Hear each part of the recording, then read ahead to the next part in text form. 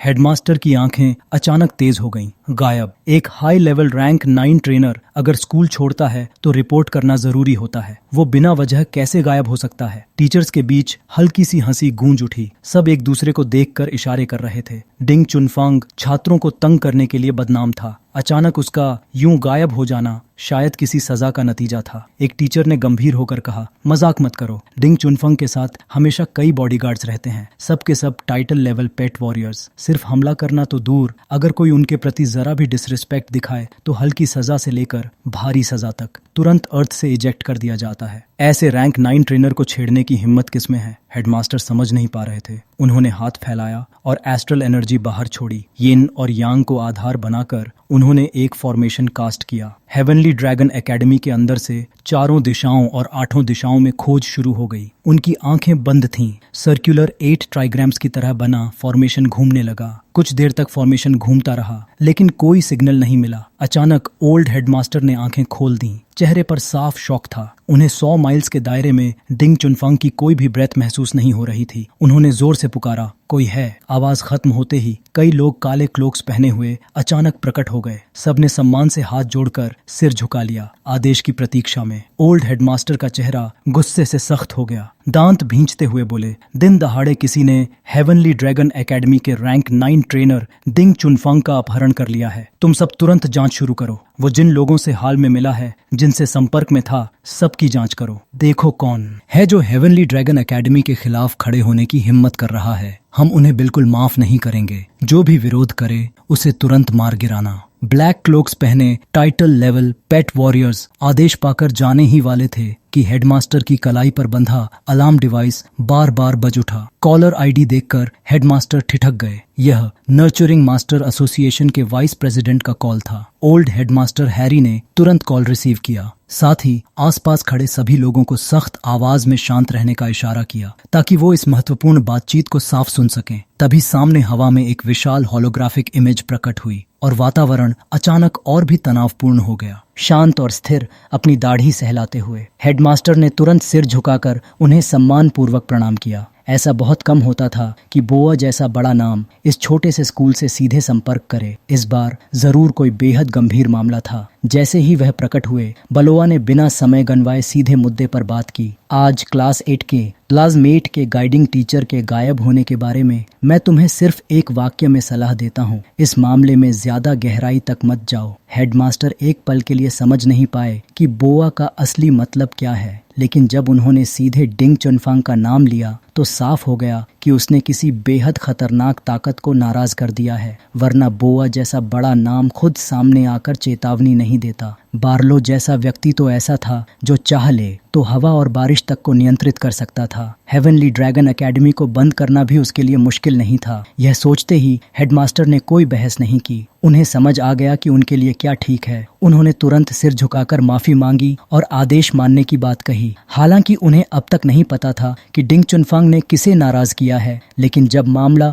Nurturing master association के president से जुड़ा हो तो पहले माफी मांगना ही बेहतर था। हेडमास्टर ने धीमे स्वर में कहा, डिंग चुनफांग अक्सर अपने नाम और पद का इस्तेमाल कर छात्रों को दबाता था। वह नई प्रतिभाओं के सपनों को रौंदता था। ऐसा व्यक्ति जीने के लायक नहीं। मुझे तो आपका धन्यवाद करना चाहिए कि आपने स्कूल की सफाई कर दी। असल में यह सब कहकर हेडमास्टर जानना चाहते थे कि डिंग चुनफांग ने आखिर किस बड़े नाम को नाराज किया है, लेकिन उन्हें जवाब में केवल बोआ की गहरी और गंभीर आवाज सुनाई दी। अगर तुम्हें पता था कि डिंग चुनफांग ऐसे घटिया काम कर रहा है तो तुमने उसे रोका क्यों नहीं? उसे जो मन करे करने दिया क्यों? यह सुनते ही हेडमास्टर बिल्कुल निरुत्तर हो गए। सच यह था कि उन्होंने डिंग चुनफांग को अक्सर नजरअंदाज किया क्योंकि वह रैंक 9 नर्चरिंग मास्टर था, एक प्रतिभाशाली व्यक्ति। उसकी ऊंची पोजीशन और शक्ति के कारण उसे छूट दी जाती रही। आज सीधे बोआ द्वारा सवाल पूछे जाने पर हेडमास्टर घबरा गए। उन्हें समझ नहीं आया क्या कहें। ईमानदारी से कहा, यह मेरी गलती है। समय के साथ उसकी पोजीशन और पावर बढ़ती गई, लेकिन उसने अपनी सीमाएं भूल दी।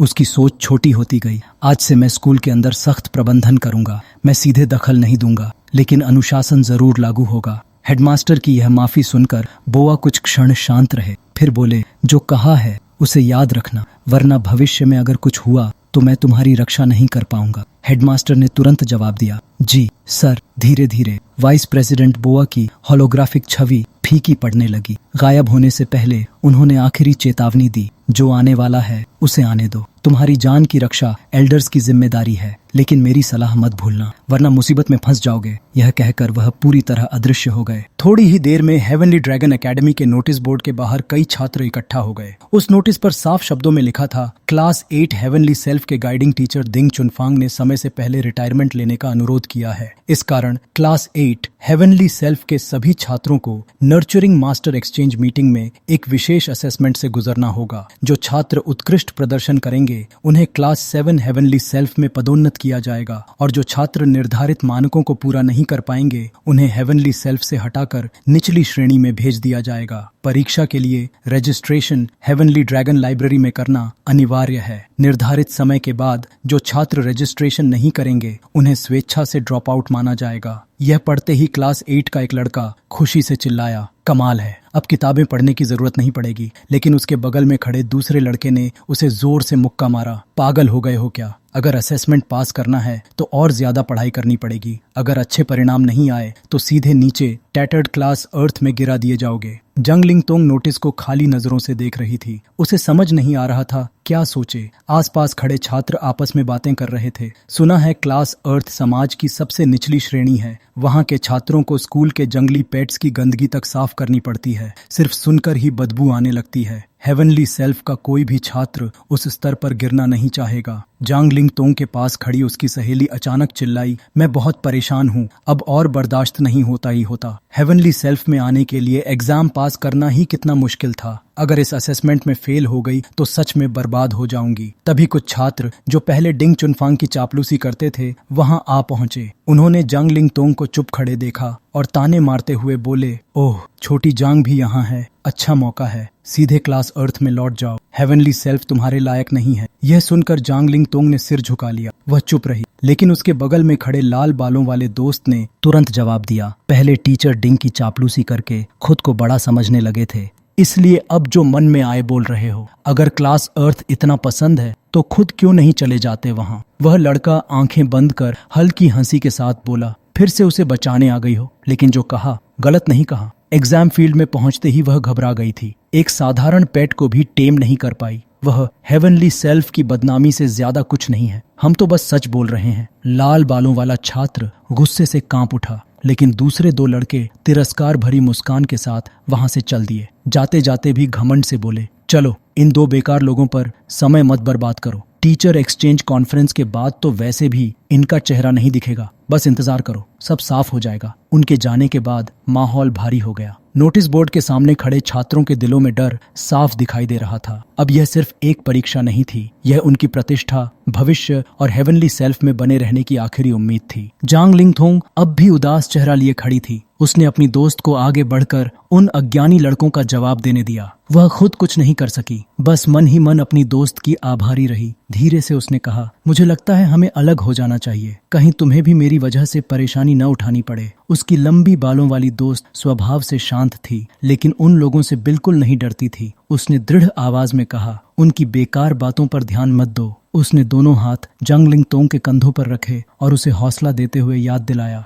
याद है पेट टेमिंग थ्योरी का सब्जेक्ट तुमने ही मुझे समझाया था। तुम्हारी मदद के बिना मैं पास नहीं हो पाती। वे लोग बस इसलिए जलते हैं क्योंकि तुम क्लास की टॉप स्टूडेंट रही हो। जांग लिंगतोंग, ज्यादा मत सोचो। उसकी दोस्त ने जो कहना था सब कह दिया, लेकिन जांग लिंगतोंग के मन का अंधेरा कम नहीं हुआ। वह चुपचाप मुड़ी और जाने लगी। धीमे स्वर में बोली, वह सब बहुत पहले की बात है। अब तो ऐसा लगता है जैसे मैं किसी गहरे अंधेरे खड्ड में गिर गई हूँ। मेरा मन धीरे धीरे टूट रहा है। मैं बस कुछ देर अकेली रहना चाहती हूँ। अचानक उसकी दोस्त भागकर आई और उसकी कमर पकड़कर उसे रोक लिया। इस हरकत से जांग लिंगतोंग का चेहरा गुस्से और झुंझलाहट से हरा पड़ गया। दोस्त ने जिद भरे स्वर में कहा, चाहे पास हो या फेल, एग्जाम तो आज रात देना ही है। पहले चलकर क्लास प्लेसमेंट एग्जाम के लिए रजिस्ट्रेशन कर लेते हैं, बाकी बातें बाद में करेंगे। उसी समय दूसरी तरफ सूपिंग लाइब्रेरियन के पास खड़ा था। उसके हाथों में पेट नर्चरिंग पर किताबों का बड़ा ढेर था और वह 10 किताबें उधार लेने आया था। वह शांत मन से कल की घटनाओं को पीछे छोड़ चुका था। दिंग चुनफांग की बातें अब उसके लिए मायने नहीं रखती थीं। फर्क बस इतना था कि अब उसके पास गाइडिंग टीचर का विशेष अधिकार था, जिससे वह दुर्लभ और कीमती किताबें भी उधार ले सकता था। तभी पीछे से हलचल हुई। जांग लिंगतोंग को उसकी दोस्त लगभग धकेलते हुए अंदर लाई, इस दृढ़ निश्चय के साथ कि रजिस्ट्रेशन कराए बिना उसे जाने नहीं देगी। आवाज सुनकर सूपिंग ने मुड़कर देखा। उसी क्षण